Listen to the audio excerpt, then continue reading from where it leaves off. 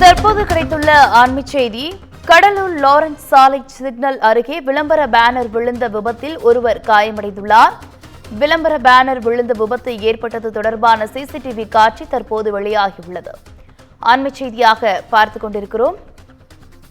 கூடுதல் விவரங்களோடு இணைகிறார் செய்தியாளர் விவேக்குமார். வணக்கம் விவேக்குமார், விபத்து தொடர்பான முழு விவரங்கள் என்ன?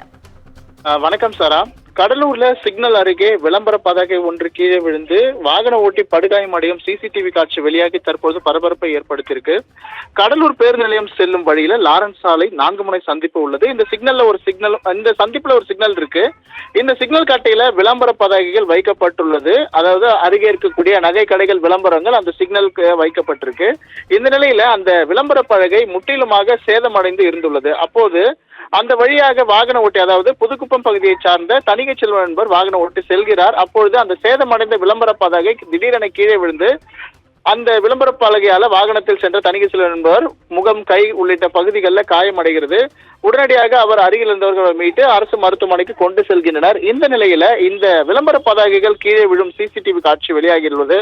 அந்த சிசிடிவி காட்சியில அந்த வாகனத்தில் செல்பவர் செல்லும் பொழுதே அந்த விளம்பர பலகைகள் விழும் காட்சிகள் மிகவும் அதிர்ச்சி தரக்கூடியதாக இருக்கின்றது. அது மட்டுமின்றி அந்த சிக்னல்ல அதாவது சிக்னல் நிறுத்தும் பொழுது இந்த விபத்து நிறுந்ததால் பெரும் அசம்பாவிதம் ஏற்பட்டிருக்கக்கூடிய ஒரு சூழ்நிலை உள்ளது.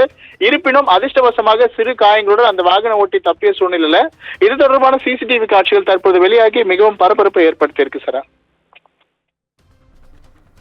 விவரங்களுக்கு நன்றி விவேக்குமார்.